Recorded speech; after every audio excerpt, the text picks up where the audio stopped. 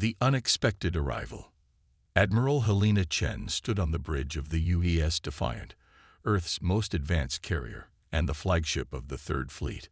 Through the reinforced viewports, the vast Pacific stretched out beneath her, its waters dark and mysterious in the pre-dawn light. 27 vessels formed her battle group, a mix of destroyers, cruisers, and support ships, all cutting through the calm waters with silent precision. "Admiral, we're picking up anomalous readings at the edge of our sensor range," Lieutenant Commander Ramirez reported, his voice steady despite the tension evident in his shoulders. Multiple objects decelerating from superluminal velocities. Chen's expression remained impassive, though her heart rate quickened. After 15 years commanding Earth's naval forces, she had prepared for this moment her entire career. First contact. The day humanity finally learned they weren't alone. "Alert all fleet commands," she ordered. "Initiate Protocol Sentinel. I want every vessel at combat readiness within 5 minutes." Within seconds, alarms blared across all 27 ships of the battle group. Across the globe, similar scenes played out as Earth's unified defense forces activated contingency plans developed decades ago. In orbit, the 12 space platforms of the orbital defense grid powered up their systems, their massive cannons orienting toward the approaching objects. "Display the incoming vessels," Chen commanded. The holographic display flickered to life at the center of the bridge, showing 7 massive objects slowing as they approached lunar orbit. They were unlike anything human engineers had designed. Elongated structures with bifurcated ends and a strange organic quality to their hulls, as though they had been grown rather than constructed. "Size comparison analysis," Chen said softly. The computer obliged, placing a model of the Defiant alongside one of the alien vessels.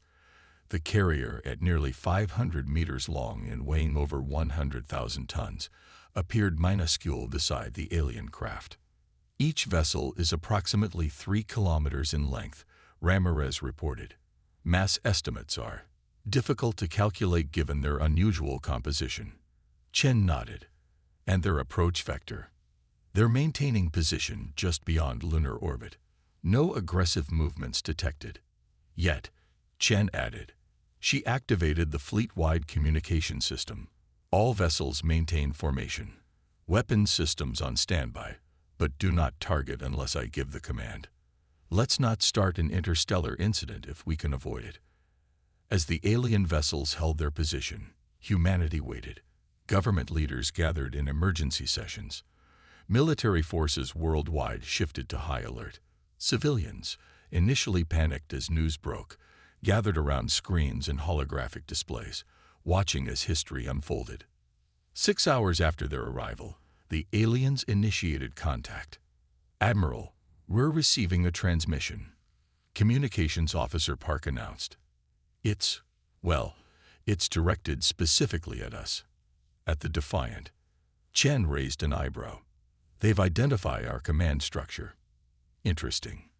Put it through." The main display shifted, and for the first time, humanity gazed upon their cosmic visitors. The being on screen had a vaguely humanoid shape: 2 arms, a central torso, and a head. But any similarity ended there. Its skin was a deep blue-gray with luminescent patterns that seemed to pulse with its breathing. 4 eyes arranged in a diamond pattern studied them with keen intelligence. "Greetings, vessels of Earth," the alien spoke, its words translated by an unseen mechanism.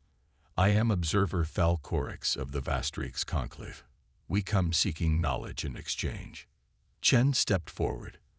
"I am Admiral Helena Chen of the United Earth Defense Fleet. Your arrival was unexpected. Our protocols for first contact suggest a more gradual approach." The alien's patterns shifted, perhaps indicating emotion. "We have observed your world for some time. Your recent advancements in propulsion technology suggested you were ready for introduction to the greater galactic community." Chen's eyes narrowed slightly. They'd been watching. How long? And why reveal themselves now? "We welcome peaceful exchange," she responded carefully. However, the approach of 7 vessels of your size without prior communication could be interpreted as threatening. I'm sure you understand our caution. Of course, Admiral, our ways differ. Perhaps we could demonstrate our peaceful intentions with a formal meeting. Our observations indicate your species values face-to-face diplomatic relations. Over the next 24 hours, arrangements were made. The aliens would send a small delegation to meet with Earth representatives aboard the Defiant. Neutral territory, in a sense, and a symbolic gesture acknowledging humanity's sovereignty. As preparations continued, Chen received a secure transmission from Admiral Kagawa of the Pacific Rim Defense Command. Helena, our deep space listening posts, picked up something unusual. Kagawa's weathered face was grim. Before these vessels announced themselves, they deployed smaller craft.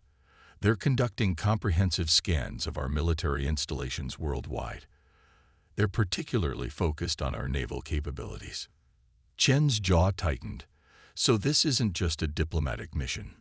Intelligence suggests it's an assessment. They want to know our strength.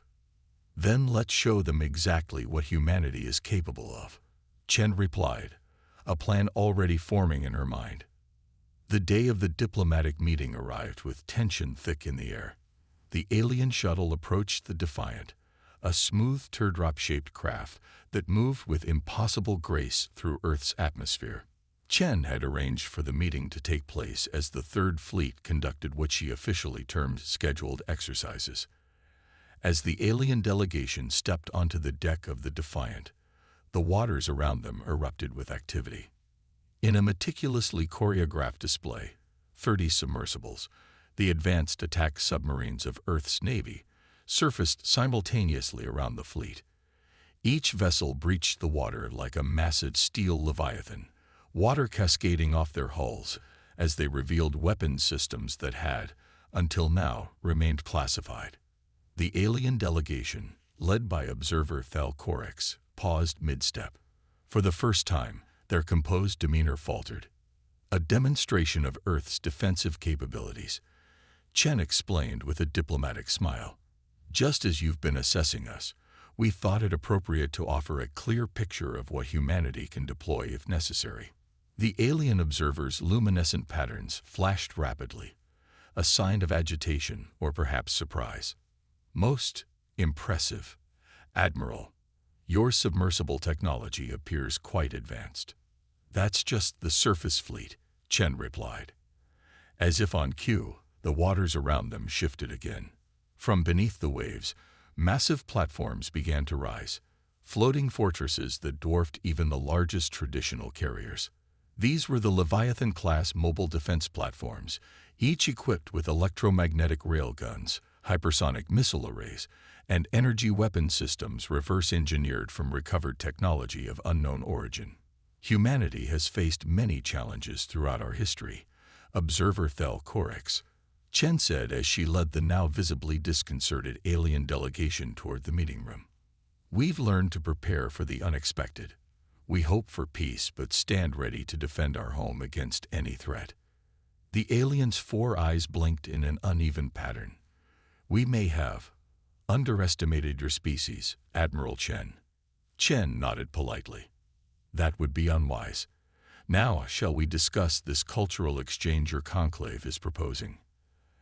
As they entered the diplomatic chamber, alerts flashed silently on Chen's neural implant. The remaining alien vessels were repositioning. Their initial formation, analyzed by Earth's AI defense systems, had been identified as a standard attack approach vector. Now, they were shifting to a defensive posture. Good, Chen thought. They're learning. The first step in any peaceful relationship was respect. And sometimes, respect began with a healthy appreciation of each other's strength. Strength through adaptability. The diplomatic chamber aboard the UEA's Defiant hummed with tension as Admiral Chen sat across from observer Thal Korex and his delegation.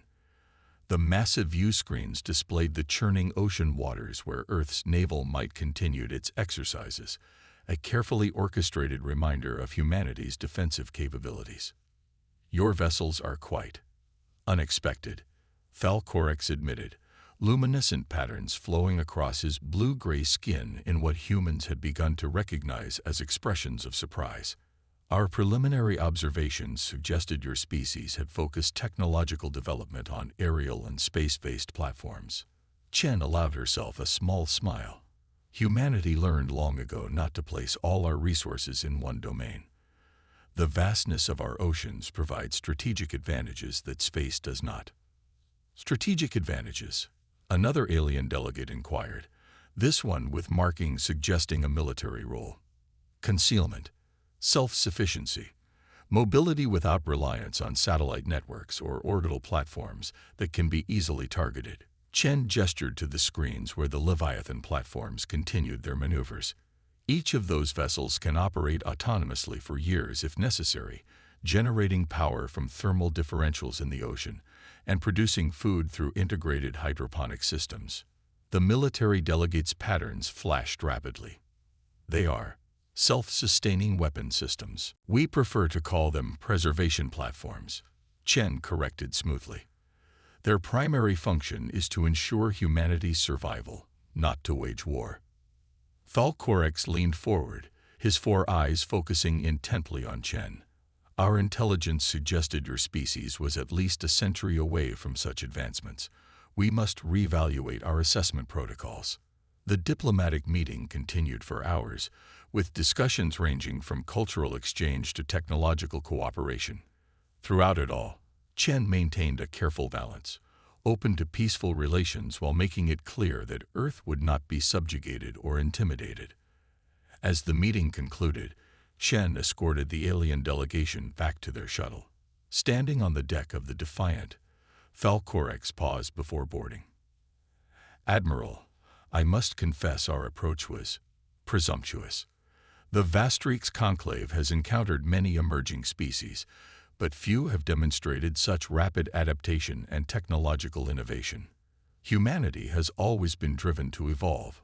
Observer, necessity and curiosity are powerful motivators. The alien nodded, a gesture they had quickly adopted from human interaction. Indeed. However, I should warn you, not all interstellar powers share the Conclave's diplomatic approach. Our arrival here was partly motivated by concerns about other interests in this sector. Chen's expression remained neutral, though her mind raced with implications. Are we to understand there are threats in our vicinity? The Kaveri Dominion has expressed interest in your system's resources. They employ more aggressive expansion methods than we do. Thalcorex's patterns dimmed slightly. We had hoped to establish relations before they arrived. No sooner had the words left the alien's mouth than alarms blared across the fleet. Lieutenant Commander Ramirez's voice came through Chen's neural implant. Admiral, multiple vessels have just emerged from superluminal transit. Configuration unknown, but weapons signatures are active. They're on an intercept course with both our fleet and the Vastrix vessels. Chen turned to Thalcorex, whose patterns had shifted to what she now recognized as alarm. The Kaveri. Yes, the observer confirmed grimly. Their arrival is premature and unfortunate. The incoming vessels, 11 in total, were angular and predatory in design, with sharp protrusions that gave them the appearance of massive metallic predators. Unlike the organic aesthetic of the Vastrix ships, these crafts radiated aggression in every aspect of their construction. Admiral Chen, a harsh voice transmitted across all frequencies. This is War Leader Draz of the Kaveri Dominion. The world you call Earth has resources claimed by the Dominion. Surrender your defenses and prepare for integration. Chen exchanged glances with Thalcorex. It seems diplomacy might be temporarily on hold, observer. The Kaveri do not understand diplomacy, Admiral. They understand only strength. Chen nodded. Then strength is what they'll see. She activated her command channel. All vessels, combat positions. Leviathans to defensive formation delta. Submersibles, prepare for deep strike maneuvers. The Kaveri vessels descended rapidly, their weapon systems charging with visible energy signatures that illuminated the clouds around them. They will target your orbital defenses first, Thalcorex advised. It is their standard tactic. Eliminate space-based capabilities before ground assault. Thank you for the intelligence, Chen replied. Then, to Ramirez, initiate Protocol Poseidon. Across Earth's oceans, hidden installations activated. The surfaces of seemingly empty waters erupted as massive platforms rose. Not naval vessels, but launch facilities. From these platforms, specialized missiles streaked upward, not targeting the K-Very ships directly but spreading into a complex orbital pattern. What are those? Thalcorex asked, his patterns displaying confusion. Hydroelectromagnetic pulse generators. Chen explained as the first K-Very weapons fired upon Earth's orbital platforms. Another adaptation from our oceanic environment. The missiles detonated in sequence, creating a cascading electromagnetic field that engulfed the attacking vessels. Their energy weapons flickered and died as the pulses disrupted their systems. Remarkable, the observer whispered. You generated an EMP effect without damaging your own technology. Water-based conductive field generators, Chen confirmed. The advantage of developing technology in an oceanic environment. We've learned to use water itself as both weapon and shield. As the K-Very vessels struggled to restore their systems, Earth's defense forces launched their counterattack. The Leviathan platforms, positioned strategically around the globe, fired synchronized barrages from their electromagnetic railguns. Massive projectiles accelerated to hypersonic speeds struck the K-Very vessels with devastating precision. Meanwhile, the submersibles executed their deep strike maneuvers, launching vertical ascent missiles from beneath the waves, an attack vector the K-Very clearly hadn't anticipated. Your species fights. Unusually, Thalcorex observed as they watched the battle unfold. Most races develop symmetrical warfare strategies. Yours seem intentionally asymmetrical. Humanity learned long ago that we rarely have the luxury of fair fights, Chen replied. We adapted accordingly. The K-Very, their initial assault blunted by Earth's unexpected defenses, regrouped for a second attack. 3 of their vessels had been severely damaged, but the remaining 8 formed a new attack pattern. This one focused on Earth's surface installations. They're targeting your Leviathans now, Thalcorex warned. Their scanners will have identified them as your primary weapon platforms. Chen nodded. As intended. Before the alien could question her meaning, the ocean around the Leviathans began to churn. What the K-Very had targeted as stationary weapon platforms suddenly began to move, submerging beneath the waves and relocating with surprising speed. They're mobile. Thalcorex's patterns displayed astonishment. Fully submersible, Chen confirmed. Another advantage of oceanic development. Nothing is fixed. Nothing is permanent. Everything adapts. As the K-Very struggled to track the moving targets, a new threat emerged. From depths previously thought unreachable by manned vessels, Earth's deep-sea carriers surfaced. These behemoths, hidden in oceanic trenches until now, carried squadrons of hybrid aircraft, machines designed to operate in both air and water with equal facility. The hybrid squadrons launched, transitioning seamlessly from underwater deployment to aerial combat. They swarmed the K-Very vessels, targeting propulsion systems and sensor arrays with precision strikes before diving back into the ocean's protective embrace, only to surface elsewhere for another attack run. Your tactics. Thalcorex's patterns shifted rapidly. They're reminiscent of your planet's oceanic predators. Strike, retreat, reposition, strike again. We learned from the best teachers, Chen replied. Earth's oceans hosted life for billions of years before humanity emerged.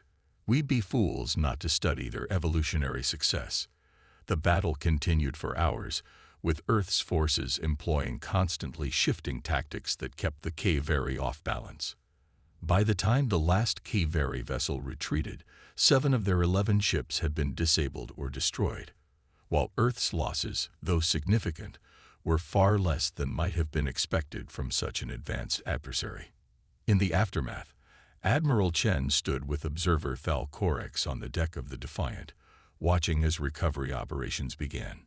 "The Kayvari will return," the alien warned. "They do not abandon resource claims easily, and will be ready," Chen assured him. "But perhaps with allies this time." Thalcorex's patterns brightened. "The conclave would be amenable to formal alliance discussions. Your species has demonstrated not just technological prowess, but strategic innovation that even our oldest members would find impressive." Chen extended her hand, a human gesture the observer had learned during their diplomatic meetings. "Then let's begin those discussions immediately. I believe both our peoples have much to learn from each other." As they shook hands, human and alien joined in a simple yet profound gesture of cooperation. Communication stations worldwide reported unprecedented public unity.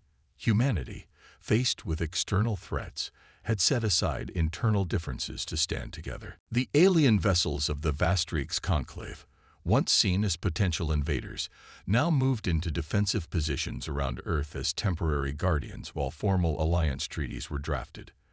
And beneath the waves, Earth's naval forces continued their vigilant patrol, ready to rise again should any threat appear on the horizon.